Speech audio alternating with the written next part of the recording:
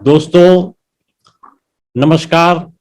आज अनुस्वार मंच पर मैं डॉक्टर संजीव कुमार आप सबका अभिनंदन करता हूं और स्वागत करता हूं सहगल साहब का, जो कि एक प्रसिद्ध व्यंग्यकार हैं और कई विधाओं में हाथ रखते हैं। आज हम देखेंगे, पड़ताल करेंगे उनकी साहित्यिक यात्रा की।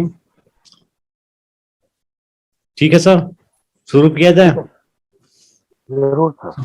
जब साहित्यिक यात्रा की बात करते हैं तो सबसे पहले उसका प्रारंभ कहाँ से हुआ, कब और कैसे और किसकी प्रेरणा से, वो सर जी जानना चाहेंगे हम लोग।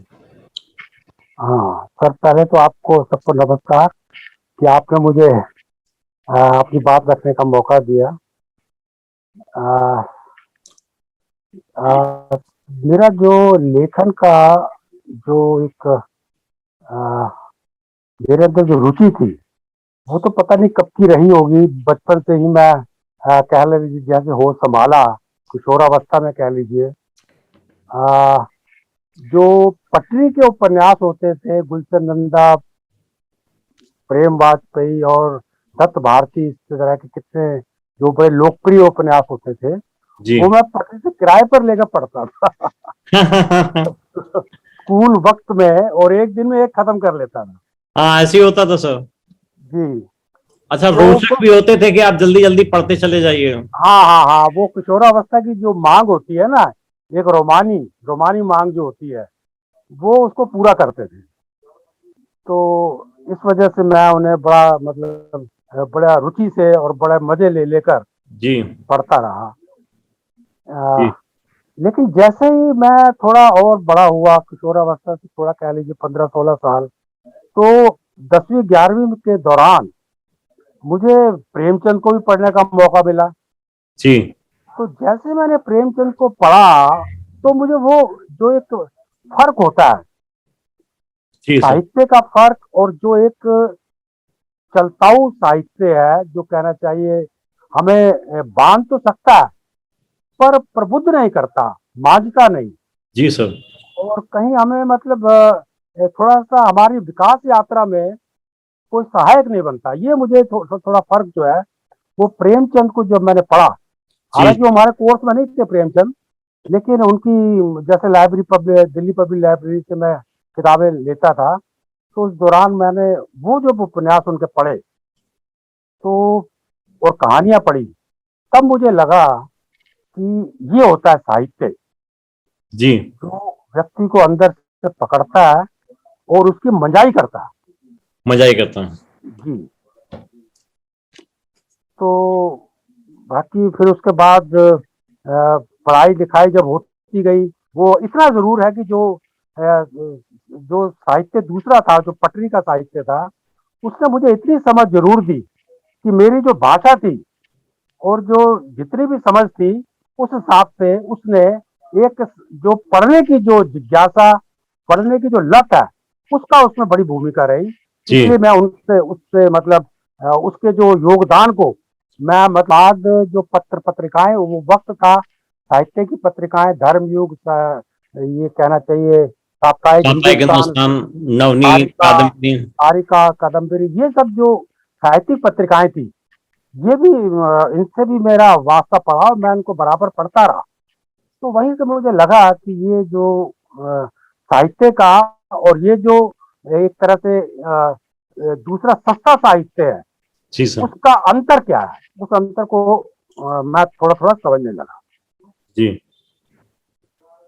और उसके बाद कहना चाहिए कि जैसे ही अब लिखने की बात जो है, वो बाद में जाके जब कॉलेज वक्त में आए और कॉलेज की पत्रिकाओं की जो मांग थोड़ी सी रही कि हम कुछ लिखें, जी तो उसमें कुछ आलोचनात्मक लेख, कुछ ऐसी, लेकिन वो ऐसी चीजें नहीं थी कि जिसे हमें लगे कि ये हमारा एक तरह से एक हमें पूरी तरह से अपनी विधा जो एक लेखक चुनता है, वो तैयारी या वो समझ तब तब हमें कॉलेज के वक्त में भी इतनी नहीं थी, सीधी सी बात है। तो वो तो बहुत आगे चलकर जब बड़ी चीजें सामने से गुजरी, एक कहना चाहिए कि ये कविताएं भी लिखी, जो कि हर लेखक शुरू में लिखता है, हमने भी लिखी।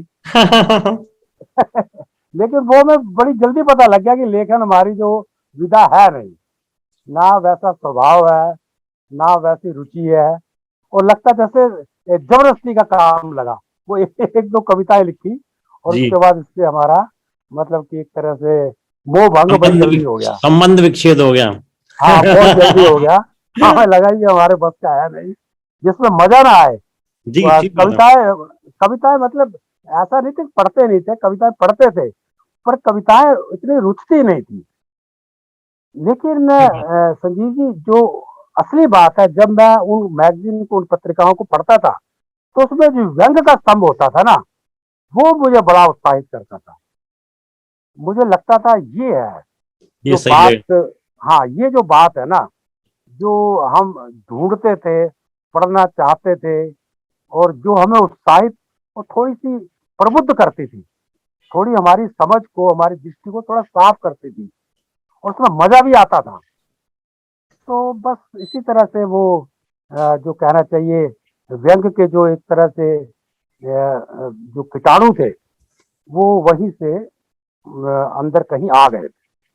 वो तो बाद में आपकी जाके पहली रचना सर कब प्रकाशित हुई, मतलब? सर ऐसा है ना, कॉलेज में मैंने बताया कि रचनाएं तो ये कुछ आलोचनात्मक लेख और कुछ कहना चाहिए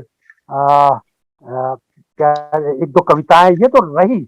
लेकिन जो हाँ। कहना चाहिए मुझे जिससे संतुष्टि मिली, जी सर। वो जब मैं पत्र पत्रिकाओं में, खास तौर पर नव भारत टाइम्स एक अखबार है, अभी भी है, ये अभी भी तो है। उसमें जो एक कांटे की बात, इस तरह के कुछ स्तंभ होते थे, जिसमें व्यंग्यात्मक टिप्पणियां और व्यंग्यात्मक लेख छपते थे। और वो जब मैंने उनको भेजे, और वो मतलब छपने शुरू हो गए, एक के बाद एक।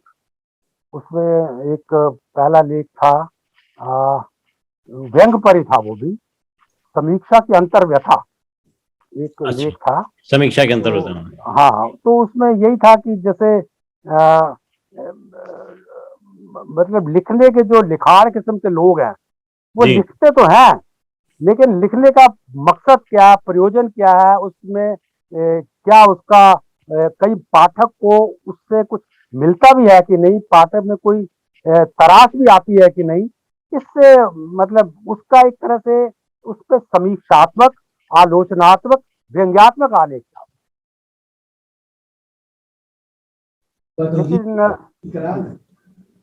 जी जी, कंटिन्यू रखिए। जी, उसके बाद कहना चाहिए कि जब हमारे बड़े भाई साहब हैं प्रताप सहगल, नाटककार हैं, नाटककार, कवि हैं, बड़े लेखक हैं, उनका जो मुझे सानिध्य है, वो मुझे जब उन्होंने मेरी कुछ रचनाएं पढ़ी, तो उन्हें कहीं लगा कि तुम जो है ना, व्यंग में अपने आप को सही अभिव्यक्त कर सकते हो, ये ठीक बात तुम्हारी है। विधा हो सकती है। उन्होंने मुझे इस मामले में काफी एक तरह से कहना चाहिए एक मार्ग सुझाया, या कहना चाहिए मेरी दृष्टि को थोड़ा सा कहीं एकाग्र करने के लिए उनका सहयोग मुझे मिला।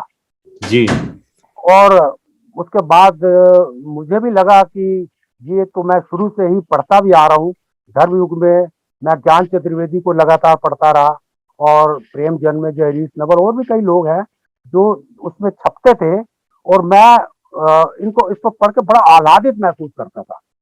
और जब मैंने परसाई को पढ़ा इसके बाद व्यवस्थित रूप से, तो उन्होंने तो मेरी, जैसे होता है कि एक तरह से जितने अंदर जाले थे, वो बड़ी हद तक उन्होंने साफ किए, और मुझे लगा कि मुझे गंभीरता से व्यंग ही अपनाना चाहिए, व्यंग ही लिखना चाहिए। और मैंने व्यंग को एक तरह से केंद्र में रख के अपने आप को व्यंग पढ़े, और उसके बाद जो मैं रचनाएं पत्र पत्रिकाओं में लिखता था, उसके बाद मैंने लंबे लंबे लेख भी लिखे। और पहला संग्रह जो मेरा धर्म पिता बाजार में, वो लगभग 2000 के के शुरू आसपास। शुरू में, जी, 1999-2000 में पहली जो मेरा व्यंग संग्रह था, वही प्रकाशित हुआ। बहुत सुंदर। ये व्यंग के लिए जब आप लिखने का सोचते हैं, तो इसके लिए विषय वस्तु या इसकी केंद्र बिंदु कैसे निर्धारित करते हैं? सर ये जो व्यंग है, अगर आप देखें तो देखा तो जो जीवन की आलोचना है, अगर समग्रता इसको व्यंग को एक पंक्ति में कहा जाए तो आप जैसे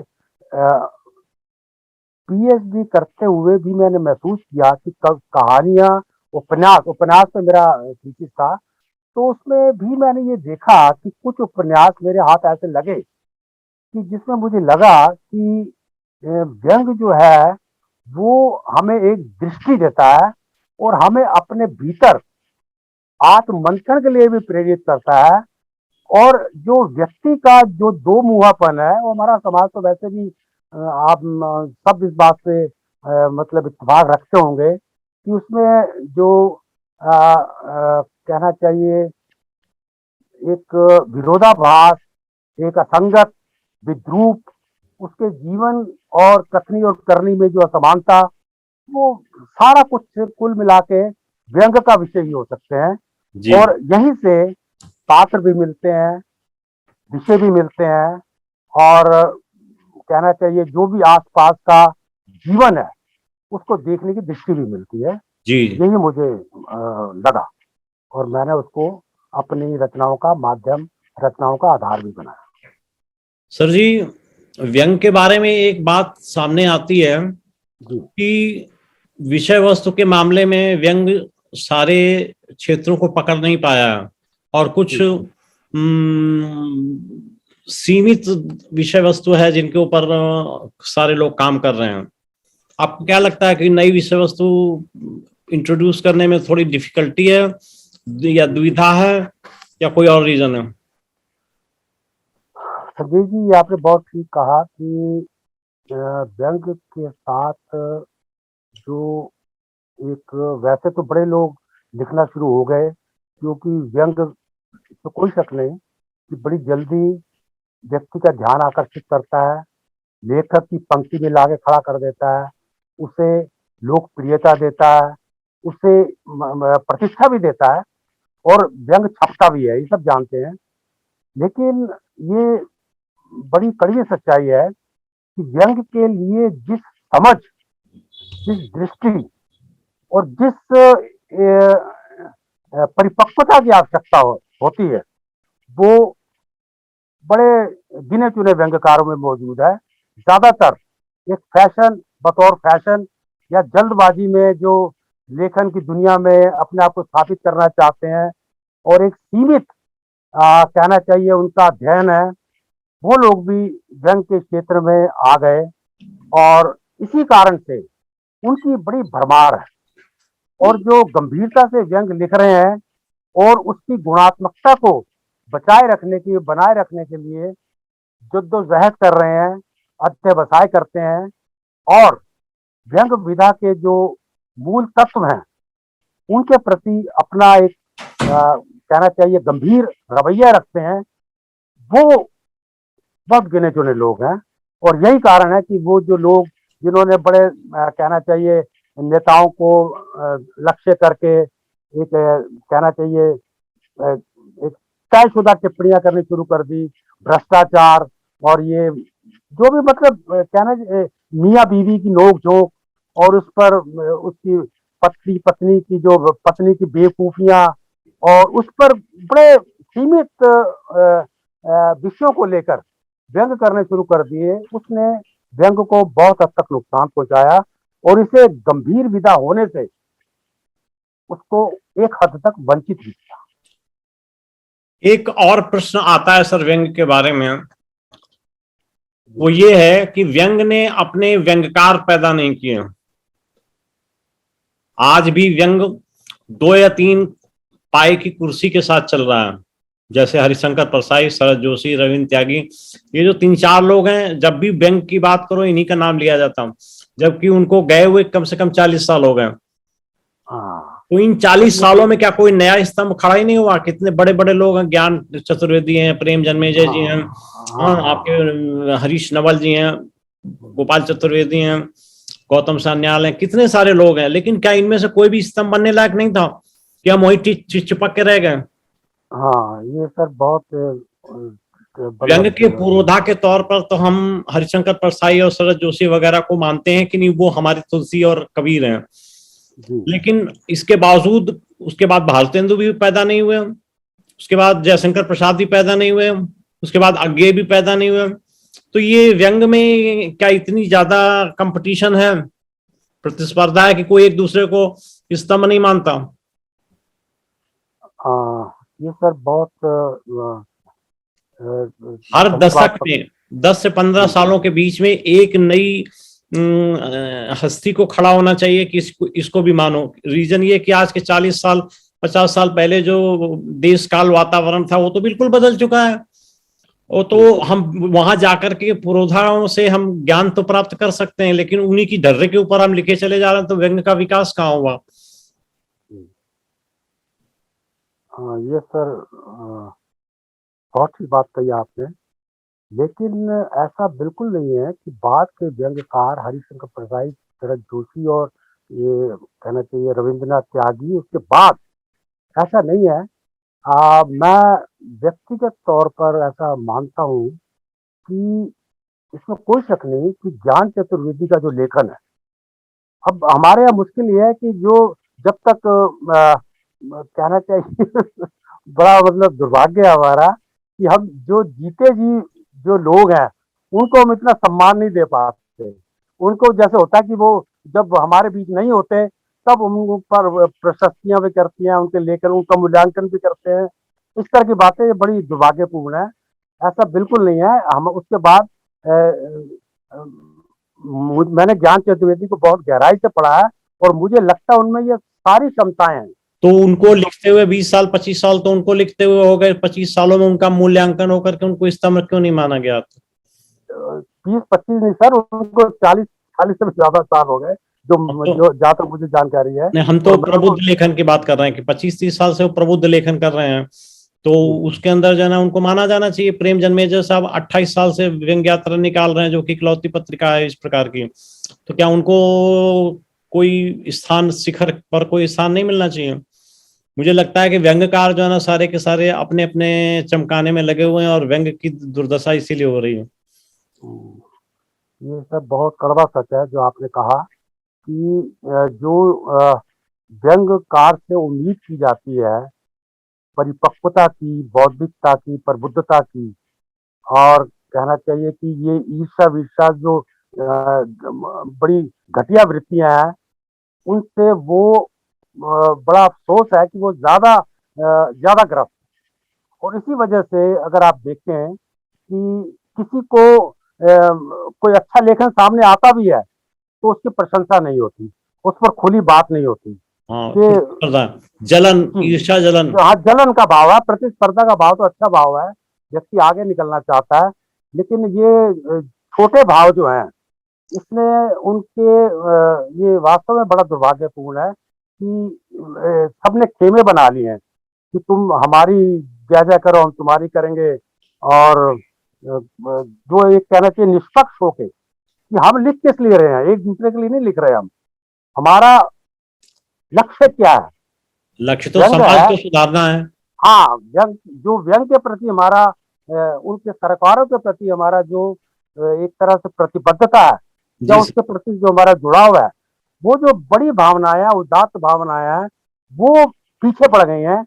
और जो व्यक्तिगत संबंध है या एक दूसरे को उठाने गिराने, ये वास्तव में बड़ी निराशाजनक बात है। और बड़े सारे नहीं, कुछ लोग इनसे अपने आप को बचाकर भी चलते हैं। और जहाँ जिसको जो कहना होता है बिना खेमेबाजी के, जो व्यक्ति जैसा है और जैसा उसको माना जाता है या जो वो स्थान का हकदार है, वो उसे हक देते हैं और आलोचना के परवाह ना करते हुए अपनी बात कहने में कोई गुरेज नहीं करते। ऐसे लोग कम है, कम है। ऐसे लोग एक बहुत कम। एक प्रश्न और आपके सामने प्रस्तुत करना चाहूंगा, वो ये है कि तकरीबन तकरीबन 100 साल का इतिहास तो मान ही सकते हैं भारतेंदु काल से कर लें, जी तो इस 100 साल के पीरियड में हम व्यंग की आलोचना और व्यंग के मूल्यांकन के प्रतिमान भी स्थिर नहीं कर पाए। हाँ सर, इसमें वही बात है कि जो कहना चाहिए कि जो व्यंग के इतर लोग हैं, मैं समझता हूँ वो व्यंग के बारे में कई बार बड़ी गहरी बातें कहते हैं, जो व्यंग लेखन खुद नहीं करते, लेकिन व्यंग पढ़ते हैं। व्यंग विधा उन्हें कहना चाहिए आकर्षित खींचती करती है। आकर्षित करती है, और उससे वो पसंद भी करते हैं, भले वो व्यंग लिख नहीं पाते। ऐसे भी कुछ लोग हैं, और वो जब इन व्यंग के मानकों की बात करते हैं, व्यंग के तत्वों की बात, उसके सरोकारों की बात, ये बड़ी सीधी सी बात है कि कोई उसका व्यंग का कोई सौंदर्य शास्त्र, व्यंग के कोई उसके कहना चाहिए परिभाषा या व्यंग के तत्व, इस पर कोई बड़ी कोई कोई गंभीर काम नहीं बहसें हुआ, नहीं, कोई काम नहीं हुआ। कोई गंभीर बहसें नहीं होती, और व्यंग क्योंकि उसमें आलोचना के क्षेत्र में तो गिने चुने लोग हैं। हाँ, और वो भी खुद व्यंग का ज्यादातर सुभाष चंद्र है जैसे, वो ऐसे भी कई लोग हैं जो व्यंग लिखते भी हैं और करना पड़ता है। सुरेश कांत है, ये व्यंग खुद भी व्यंग लिखते भी हैं और व्यंग आलोचना भी करते हैं, और ऐसे बहुत लोग हैं। ये तो मैंने गौतम सान्याल है जैसे आपने बताया, और मैं आपको प्रसंगवश बता दूं कि मैंने भी व्यंग पर काफी उसकी आलोचना की, मतलब जो किताबें, एक कहना चाहिए व्यंग की जो किताबें हैं, उन पर काफी समीक्षात्मक लेख लिखे हैं। ये कुछ हिंदुस्तान अखबार था मेरे पास, उसका नियमित चावलन था मेरे पास, तो इसी बहाने, इसी जरिए मैंने शायद शायद कोई व्यंग्यकार हो, छोटा बड़ा, नवोदित या प्रतिष्ठित या पुराना, किसी भी काल का, वो मुझसे पढ़ने में छूटा हो, और इसी कारण से मैं उस चीज को थोड़ा सा कहना चाहिए एक उस तौर पे, प्रमाण के तौर पे, या पुष्ट आधार पर इस बात को कह सकता हूँ कि व्यंग में परिमाण की दृष्टि से जितना निखार हुआ है, जितना चढ़ावा, इतना जितना इसकी में वृद्धि हुई है, और उसकी गुणवत्ता की दृष्टि से बहुत गिने चुने लेखकों को छोड़कर ज्यादातर वो सिर्फ अपने आप को चमकाने, अपने आप को प्रतिष्ठित करने, और ये तो डिजिटल माध्यम ने भी ऐसा किया है कि सब पहले छपने, एक तरह से उसका कोई मूल्यांकन करता था, कोई पढ़ता था, फिर जाकर कोई छपता था। अब फेसबुक पे तो सब छप सकते हैं, और माध्यम, हर एक के पास माध्यम भी है, डिजिटल माध्यम है, और संपर्क है, कुछ छपने की सुविधाएं हैं, तो वो उसका ध्यान ज्यादा जो मंजाई में, परिपक्वता अर्जन में नहीं जाता, दृष्टि के जी विकास में नहीं जाता। ये जी। भी एक बहुत बड़ा कारण है कि व्यंग में काफी हद तक गिरावट है।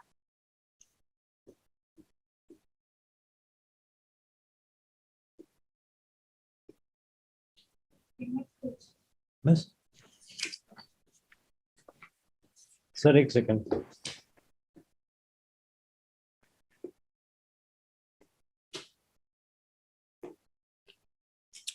चौथा सवाल, दो स्कूल ऑफ थॉट चलते हैं व्यंग में। पहला स्कूल ऑफ थॉट कहता है कि ये सटायर से उत्पन्न हुआ व्यंग। दूसरा कहता है कि नहीं, ये इंडिजिनस है। तो 1100 सालों से हमारे पास व्यंग के उदाहरण हैं, उनको लेकर के हम अभी तक इस चीज को झंडा नहीं गाड़ पाए कि व्यंग जो है ना इंडिया में पैदा हुआ और पाश्चात्य लेखकों ने उससे सीखा। हमें तो क्षेमेंद्र के जमाने में 930 ईस्वी में व्यंग मिलता है, और तब से व्यंग की सिलसिला चला आ रहा है मृच्छकटिकम जैसी चीजों के साथ में। तो हम इस चीज का झंडा क्यों नहीं गाड़ते कि साहब व्यंग तो हमारे यहाँ पैदा हुआ, पाश्चात्य लेखकों ने कॉपी किया। सर ये बड़ा मुश्किल बड़ा मुश्किल सवाल है, क्योंकि जो पाश्चात्य लेखक है, पाश्चात्य विचारक है, व्यंग तो हर जगह मिलता है, कोई कैसे झंडा गाड़ सकता है? मुझे लगता है कि कोई ये इस तरह का कोई इस चीज को साबित करना, क्योंकि विदेशी साहित्य में जॉर्ज बर्नार्ड शॉ ही इतने बड़े व्यंग्यकार हैं, भले नाटककार के रूप में उनको प्रतिष्ठा बट ये मिली सब है। क्षेमेंद्र के बाद के हैं। तो हमारे व्यंग की उत्पत्ति सटायर से नहीं होनी चाहिए, हमारे व्यंग की जो उत्पत्ति है वो संस्कृत साहित्य से ली जानी चाहिए। ये सवाल खड़ा होता है। हो सकता है सुभाष चंद्र जी ने अपनी इतिहास की किताब में इसका उल्लेख किया, और वो मैंने पढ़ी नहीं है, लेकिन जल्दी पढ़ूंगा। जी हाँ, वैसे इसको जो आप बात कर रहे हैं कि संस्कृत साहित्य से हमारी जो जड़ें हैं, जरूरी नहीं है कि भारत हिंदू से हमारा वो शुरू हुआ है।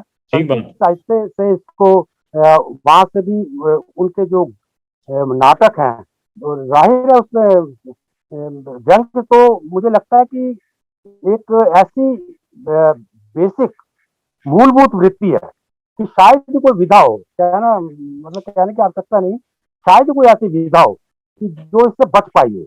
अब वो ठीक बात। अलग बात है कि हाँ हाँ, वो अलग बात है कि व्यंग को जब विधा के रूप में मान्यता कुछ लोगों ने इतना इसको ऊंचाइयां दे दी, तब ये प्रश्न भी हमारे सामने आके खड़ा हो गया कि विधा भी तो हो सकती है। हालांकि सब जानते हैं कि प्रसाई ने भी उसको विधा ना कह के स्पिरिट ही कहा, लेकिन ये मतलब इसमें कोई शक नहीं है कि जब व्यंग बहुतायत में होता है और किसी भी कृति के केंद्र में होता है, तो जाहिर है वो व्यंग ही होता है। ठीक बात। उसको विधा विधा भी अगर कह दिया जाए तो कोई मतलब ज्यादती नहीं है।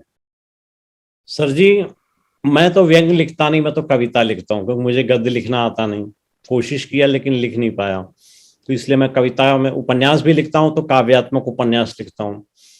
तो मैं, मेरा हाथ नहीं है इन चीजों में, लेकिन मैंने व्यंग को एक विधा के रूप में माना।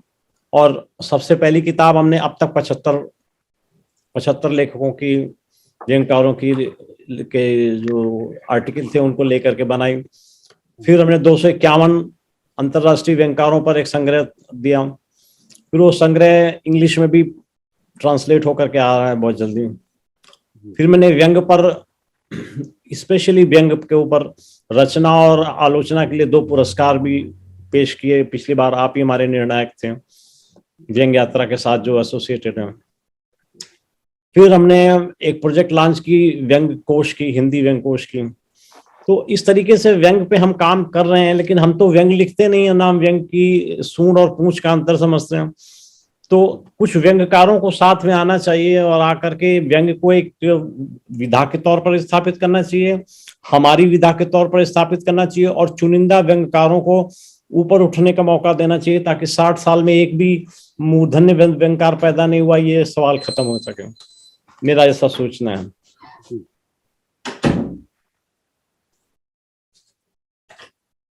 सर वही मैं आपसे वही पहले भी बता चुका हूँ कि इसमें हमें जो सभी व्यंग्यकारों को कमोबेश इसमें किसी का मतलब कहते हैं ना कि व्यंग की तो मूल वृत्ति यही है कि ये व्यक्तिगत नहीं होता, ये एक प्रवृत्तिगत होता है। क्योंकि जब कोई चीज व्यक्तिगत आक्षेप या व्यक्तिगत आलोचना हो जाती है तो वो अपने व्यापक अर्थों को सीमित कर देती है, बड़ी सीधी सी बात है, वो यहाँ भी लागू होती है। तो लेकिन इसी चीज को ये भी देखा गया है कि व्यक्तिगत आलोचना से बचने के पीछे कई बार गणित भी काम कर रहा होता है, कि व्यक्तिगत संबंध भी काम कर रहे होते हैं, और वो वहीं जाकर वो गड़बड़ी पैदा करते हैं हमें। ये बात समझ है। रहे हैं ना आप? तो हाँ। ये बहुत बड़ा गड़बड़ है। हम उसका सहारा लेते हैं अपनी मतलब दाब गोई से बचने के लिए। तो सर, इसमें तो व्यंगकार के ऊपर व्यंगकार पैदा हो जाता है, व्यंग पैदा हो जाता है। ये बात बिल्कुल ठीक है कि व्यंगकार खुद ही व्यंग का पात्र हुआ जा रहा है। ये बात ठीक है। काफी हद तक सही है कि व्यंग की बातें करता है। ये कितना विचित्र है कि हम जिन वृत्तियों के विरुद्ध लिख रहे हैं उनका खुद शिकार है। तो मतलब मुझे जाहिर है कि वो चीज जो आप लिख रहे हैं उसका क्या अर्थ रह जाता है। हालांकि ये बात ठीक है कि व्यक्ति के रूप में व्यक्ति इतना आदर्श नहीं हो सकता, लेकिन उसमें इतना तो उसको अपेक्षा की ही जाती है कि वो जब उसको अपने व्यक्तित्व में उतारता है, वो जब उसके लेखन में उभरता है, वो साफ झलक दिखाई दे जाता है कि ये व्यक्ति का जो लेखन है, अगर वो कोई शरित हो रहा है, स्खलित हो रहा है, तो जाहिर है कि उसके अपने जीवन में भी इस तरह की कमजोरियां या इस तरह के विचलन का वो शिकार अवश्य रहा हो। और मैं तो ये समझता हूँ कि व्यंगकारों में जिगर की कमी है थोड़ी। तो ये अब आपने बड़ी मतलब दुखती रख पे हाथ रख दिया। ये बिल्कुल ठीक है कि साहस की कमी है, साहस की बहुत कमी है। ठीक को ठीक कहना और जो जैसा लगता है उसको वैसे का वैसे कहना, बिना व्यक्तिगत संबंधों को आधार बनाए हुए बिना जमा घटा लाभ हानि इन चीजों को दूर करते हुए ये बात काफी हद तक ठीक है। और आलोचनाओं की परवाह ना करते हुए अगर ये अगर एक व्यंग्यकार व्यंग पर न्याय नहीं करेगा, व्यंग से न्याय नहीं करेगा, तो उसका लिखा हुआ तो सिर्फ रिपोर्टाज रह जाएगा, वो व्यंग कहाँ हुआ? सर आप इसी चीज को मैं कई बार ये बातें मेरे दिमाग में आती हैं कि ये जो डिजिटल माध्यम है खासकर फेसबुक ये यहाँ पर जो भी चीज डाली जाती है आप कभी देख लीजिए किसी के विरुद्ध कोई टिप्पणी नहीं होती। जी। अब फिर मैं सोचता हूँ कि ये क्या वास्तव में हमारी मजबूरी है कि हम मतलब कि मुंह देखी करते हैं। फिर बाद में मुझे लगा इसका दूसरा कारण भी है कि जो हम किसी से मान लीजिए कहीं किसी के किसी चीज का समर्थन नहीं करते या उससे सहमत नहीं होते तो हम इसकी अभिव्यक्ति सार्वजनिक रूप से करने से बचते हैं कि वो हतोत्साहित होता है, संबंधों में खटास आती है, वो फिर व्यंग के विरोध में चली जाती है। तो ये भी एक बहुत बड़ा कारण है मेरा ख्याल है कि जो ये सार्वजनिक जो मंच आया है ना, डिजिटल जो माध्यम आया है, इसमें भी इसमें मुझे लगता है कि जो वो माध्यम है एक कहना चाहिए प्रिंट माध्यम जो है वो अभी भी इन चीजों को कहने की हमें पूरी छूट देता है, आजादी देता है कि हमें जो चीज जैसी लगती है वैसी हम कहें। अगर कोई चीज घटिया लगती है आपका उससे संबंध कितना भी घनिष्ठ या मित्रवत या कितना आत्मीय क्यों ना हो आप उसे कहें। ये चीज जो है मुझे लगता है अब नाम मात्र की रह गई है। ज्यादातर जो आप ही ने कहा कि वो हिम्मत की कमी या एक कहना चाहिए अब उसके अंदर वो ताकत नहीं है। वो एक आप आपसे जानना चाहूंगा कि क्या कभी ऐसी दुविधा आपके समक्ष आई? बिल्कुल आई मेरे सामने। और मैं अभी यही मैं आपसे बात कर रहा था कि मैं कई बार चीजें जब देखता हूँ खासकर फेसबुक के माध्यम से डिजिटल माध्यमों से तो बड़ी हल्की चीजें सामने आती हैं। तो वहाँ अब मैं उसको स्वतंत्र रूप उसको नीचे टिप्पणी न देकर मैं उन्हीं प्रवृत्तियों पर जिनका मैं मतलब कि धुर विरोधी हूँ और जिनसे मुझे मतलब कि इतनी ज्यादा उकताहट इतनी बेचैनी होती है कि वो व्यंग्यकारों बहुत ज्यादा बहुत मात्रा में और वो मैं अलग से छोटी मोटी पोस्ट डालकर अपनी बात मैं कह देता हूँ। चुप मैं नहीं रहता और उसको टालता नहीं, वो कहता जरूर है। अब जिस तक पहुंचनी है पहुंच जाए, जो लेना चाहे ले ले, क्योंकि ये कोई व्यक्तिगत दुश्मनियों का माध्यम तो है नहीं। एक ठीक बात है। लेखन की दुनिया, एक मतलब कोई हमारा वो कोई जाति या व्यक्तिगत मसला नहीं है, एक सामूहिक है। और वहां आपको जहां भी लगता है आप अपना विरोध अपनी अपना मत रखिए। और कई बार मैं भी मानता हूँ कि मुझ में भी उस साहस की कमी है जो मैं पहले कुछ चीजें ऐसी कह जाता था पर वो एक वक्त के साथ साथ जब देखता है व्यक्ति कि कोई ज्यादा असर नहीं पड़ता तो व्यक्ति थोड़ा सा अपने आप को रिजर्व कर ले। आजकल जैसे अभी चर्चा हम लोग कर रहे थे कि बहुत कुछ लिख रहे हैं लेखक लोग, व्यंग भी कविता भी। व्यंग और कविता के ऊपर तो लेखन विस्फोट है, और बाकी कहानियां और कथाएं भी लिखी जा रही हैं। जो कथा नहीं लिख पाते वो लघु कथा लिख डालते हैं। तो बड़ा जबरदस्त लेखन कार्य हो रहा है, लेकिन पाठक क्यों नहीं है जुड़ जुड़ पा रहा? क्या कारण हो सकते हैं? उसका सर सीधा सा कारण यही है कि खुद ही लिखो खुद ही पढ़ो। क्योंकि वो चीजें अंदर से तो आती नहीं है, उसके नीचे कोई कोई उसकी प्रामाणिकता नहीं है, कोई आंतरिक दबाव नहीं है। लिखने के लिए लिखना है और बस मतलब किताबों का ढेर लगा देना है और मतलब हर रोज लिखना है और बिना किसी स्वाध्याय के चिंतन मनन के अपने आप को लेखक बनवाने की जो जिद है वो मतलब मुझे लगता है बहुत बड़ा कारण है। और वो पाठकों को पाठक ऐसा महसूस करता है कि हम जैसे ठगे जा रहे हैं, हमारा वक्त बर्बाद हो रहा है और वो उससे दूरी बना लेते हैं।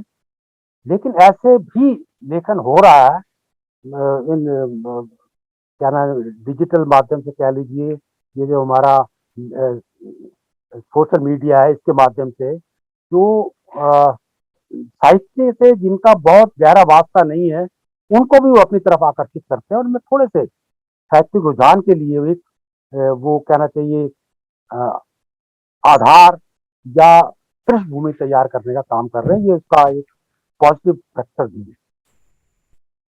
दोनों तरफ की बात, दोनों तरह की बात। जी जी। अब एक व्यक्तिगत प्रश्न पूछने की अनुमति चाहता हूँ। हाँ सही है सर, सही है। लेखन कार्य के अलावा आपकी हॉबी क्या है, क्या अभिरुचियां हैं? ये तो अच्छा सवाल है, बल्कि ऐसा तो आदमी तो देखिए संजीव जी, मैं फिल्में दबा के देखता हूँ, फिल्में गजब, बहुत देखता बढ़िया। हूँ, और फिल्मों पे मेरी एक किताब भी है। वो फिल्मों पे मैंने 5-7 साल सॉरी। कहना चाहिए लगातार लेख भी लिखे हैं, एक पत्र पत्र के लिए, हिंदुस्तान अखबार था। लेकिन जो फिल्में हैं उनमें भी मैंने कोशिश किया कि मेरा लेखन गंभीरता, फिल्मों को जो ज्यादातर हल्के तरीके से लिया जाता है, लेकिन फिल्में इतना सशक्त माध्यम है। हम जो दावा करते हैं ना साहित्य का, बल्कि साहित्य से ज्यादा ठीक है, साहित्य एक दृष्टि देता है, हमें मानता है, हमारी बौद्धिक खुराक है। लेकिन फिल्में जो जिस तरह से बांधती हैं, आप देख लीजिए साहित्यिक कृतियां कितनी है इस तरह की, जिन पे जब फिल्में बनी तो वो जन जन तक पहुंची। ठीक बात है। भीष्म सानी का तमस पहले पता नहीं कितना पढ़ा गया होगा, भले साहित्य अकादमी पुरस्कार उसको मिल गया, लेकिन जब उसमें सीरियल बना, गोविंद लेलानी ने जब सीरियल बना के उसको एक इतना बड़ा विस्तार, इतना बड़ा मंच दिया, कैनवास एक बड़ा हो जाता है सब। हाँ मतलब फिल्में, आप ये एक कृति का नाम नहीं, आप राग दरबारी देख लीजिए। राग दरबारी वैसे तो बहुत पढ़ा गया है, लेकिन उसका सीरियल पे आना उसको और ज्यादा वो दे गया, मतलब बहुत लोगों तक पहुंचाने का माध्यम है। तो मैं फिल्मों को बहुत बड़ा माध्यम मानता हूँ, और इसीलिए मैंने जो फिल्म और साहित्य को लेकर भी कुछ ऐसे कहना चाहिए लेख लिखे हैं, और जो इन और सत्यजीत रे ने कह लीजिए प्रेमचंद की कहानियों पर कितनी फिल्में बनाई, और भी ऐसे कितने लोग हैं जो बड़े प्रतिष्ठित लेखकों को उन्होंने आधार देकर अपनी फिल्मों का उन्हें ज्यादा लोकप्रिय बनाया और ज्यादा लोगों तक पहुंचाया। तो ये मुझे बहुत बड़ा कारण लगता है।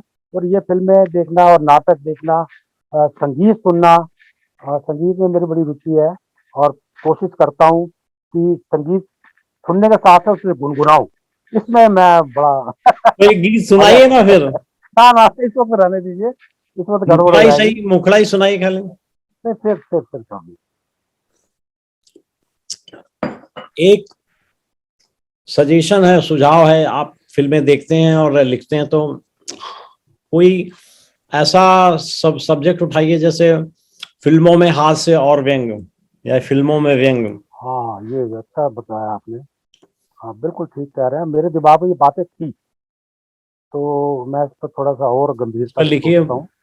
हम प्रकाशित करेंगे इसको। जी जी, अच्छा सुझाया आपने, जो कि बहुत ना। शीघ्र हमारे पास एक किताब आ रही है, जी अवेटेड है, कि हिंदी साहित्य में फिल्मी गीतों का योगदान। हाँ, बड़ी अच्छी, जो भी है, जो भी कर रहा है इस काम को, और आप छाप रहे हैं, अच्छी बात है। ये बहुत ज़रूरी है जो आप कह रहे हैं, क्योंकि अ, इस पर कोई शोध नहीं है कि फिल्मी गीत फिल्मों में व्यंग और हाँ हास्य का कैसा रूप है। हाँ हाँ हाँ, ठीक बात है, ठीक बात है। नहीं, ये आपने अच्छा एक दिया मुझे विषय, और मैं इस पे सोचता हूँ, और मैं इस पर शायद कुछ आर्टिकल मेरे होंगे भी इस पर, कि जिसमें मैं ऐसा महसूस करता हूँ कि कुछ फिल्मकारों ने हास्य और व्यंग्य का बड़ा जबरदस्त इस्तेमाल किया अपनी फिल्म। बहुत। जाने भी तो यारों, मतलब एकदम याद आ गई मुझे कुछ हाँ, ऐसा है। कितनी सुंदर व्यंग व्यंग थी, हाँ कितनी मतलब, सुंदर व्यंग थी। हाँ ऐसा मुझे, मतलब ऐसे ऐसे कलाकार भी याद आ रहे हैं, मतलब कि जो मतलब ओमपुरी हो गए, इधर नाना पाटेकर हो गए, जिन्होंने व्यंग्यात्मक पूरे का पूरे फिल्मी संवाद बना बोले, वाले। 10-10 मिनट के संवाद बोले। क्रांतिवीर अगर आपको फिल्म याद हो, हाँ। क्रांतिवीर में सारा उसका नाना पाटेकर का व्यंग्यात्मक शैली में वो था, कहना चाहिए संवाद थे 10 मिनट के, और उसने फिल्म को हिट बना दिया। और वैसा ही अंगूर थी, अंगूर, संजीव कुमार हाँ की। बिल्कुल ठीक कह रहे हैं, वो तो पता नहीं एक। इस पे सर करिए कुछ। जी अगर आप हाँ। एक आर्टिकल लिखेंगे तो हम जी अनुस्वार में प्रकाशित करेंगे, और अगर आप पुस्तकाकार लिखेंगे तो हम जी जी, पुस्तक प्रकाशित करेंगे। मैं जरूर इस बारे में आपसे बात करूंगा, और मैं इस पर काम करूंगा।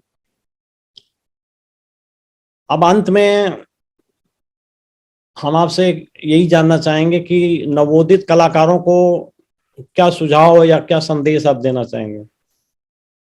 संदेश के काबिल तो मैं अपने आप को नहीं मानता, लेकिन इतना ज़रूर है कि चीज़ें मैं अभी पहले बातों-बातों मैंने आपको बताया कि अब ये रेडीमेड जो चीज़ें जल्दी-जल्दी अ, चर्चित होने के लिए, मतलब ये पता नहीं, कहना चाहिए इसके पीछे बड़े कारण हैं। किसी एक कारण को हम नहीं दोषी ठहरा सकते कि वही फ़ास्ट फूड का ज़माना, फ़ास्ट लेखन हो गया। तो मतलब कुछ कहना इसमें क्या, आप 10-20 कुछ लोगों को जुटा भी लेंगे, अपने साथ जोड़ भी लेंगे, वाह-वाही भी ले लेंगे। लेकिन सोचने की बात ये है कि क्या वो चीज़ें कहीं अपने को तुष्ट भी करती हैं? कहीं अपने साथ चलने वाली भी हैं? मतलब सबसे बड़ी बात तो ये है कि जब व्यक्ति लिखता है, तो वो क्या खुद भी कहीं परिष्कृत होता है, कहीं परिमार्जित होता है, कहीं विकसित होता है? बड़ी मोटी सी बात है। आप किसको बनाना चाह रहे हैं? मतलब मैं ऐसे कई लेखकों को जानता हूँ जिनकी इतनी-इतनी किताबें हैं, तो मतलब मुझे लगता है कि लेखक तो चलता-फिरता एनसाइक्लोपीडिया है। जहाँ लेखक चलता-फिरता 2 व्यक्तियों से बातचीत करता है, उसका उससे उससे ध्वनित होगा कि व्यक्ति लेखक ही हो सकता है।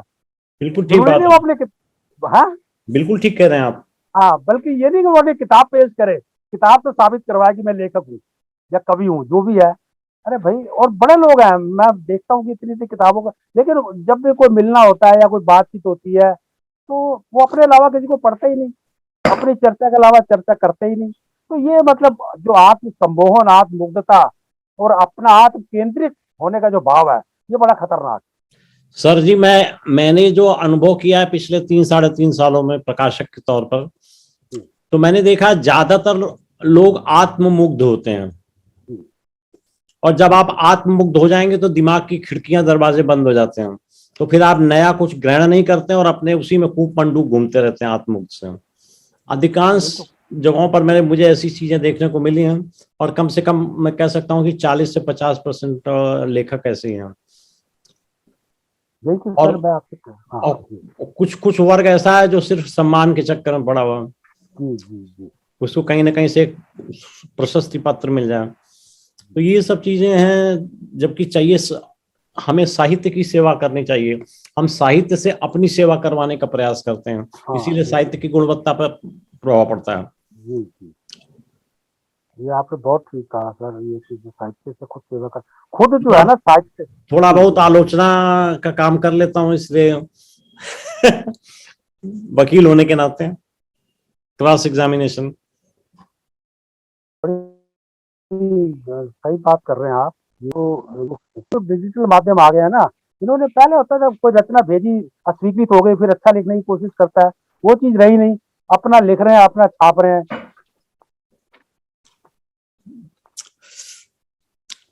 और कुछ हेलो। संवाद करना चाहेंगे आप? हाँ जी। हेलो। हाँ जी सर। जी और सर। कुछ कहना चाहेंगे आप बस व्यंगकारों के सर, लिए? बस बस सर, आप आपसे बात गुफ्तगू हो गई और मजा आया। बातचीत में थोड़ा ये होता है कि चीजें साफ होती हैं। अ, आपने कुछ सवाल अच्छे किए, तीखे भी किए, व्यक्तिगत भी किए, सारी बातें हैं। और मैं यही चाहता था कि इस माध्यम से मुझे थोड़ा अपने आप की एक तरह से अ, खुद से मिलने का एक माध्यम बना कि अपनी बात कैसे रखी जाती है। बस ये आपने मौका दिया। नहीं सर, सीखने की कोई उम्र नहीं होती। जी, जी। जब हम आपसे बातें करते हैं तो कई बार व्यक्तिगत व्यक्तिगत परेशानियां, कई बार विधागत परेशानियां, कई बार समाजगत परेशानियां सामने आती हैं, तो उनसे हमको भी सोचने का मौका मिलता है। और हमको ये आधार मिलता है कि किस प्रकार के साहित्य को हम आगे प्रेफर करें। जी तो सर। ये हमारी कोशिश होती है, इसीलिए अनुस्वार मंच पे हम साहित्यकारों को आमंत्रित करते हैं और उनसे ज्ञान प्राप्त करते हैं। अब तक हम 75, आज आपका 75वां नंबर है इंटरव्यू का। ठीक है। 75वां नंबर अच्छा इम्पोर्टेंट है। याद रखने वाला। और 75 का आंकड़ा। हाँ, और एडिट होकर के ये सब यूट्यूब पे पहुंच जाएगा। ठीक है। और अंत में हम आपको बहुत बहुत धन्यवाद देते हैं, मतलब कम सूचना पर, शॉर्ट नोटिस पर आपने प्रस्ताव स्वीकार कर लिया मिलने का। और बड़ी रुचिकर बातें हुई, बड़ी विचार विमर्श अच्छा हुआ व्यंग के बारे में। कुछ हमने अपना ज्ञान जो समेटा था या प्रश्न मेरे दिमाग में थे वो आपके सामने रखे हैं। इसी तरीके से सब लोग एक दूसरे से अगर इंटरेक्शन करते रहें तो साहित्य की गुणवत्ता में भी वृद्धि होगी और उसकी तादाद में भी वृद्धि होगी, ऐसा मेरा सोचना है। वंस अगेन बहुत बहुत धन्यवाद, बहुत बहुत आभार, मिलते रहेंगे। बहुत बहुत शुक्रिया सर, धन्यवाद, शुक्रिया, थैंक यू।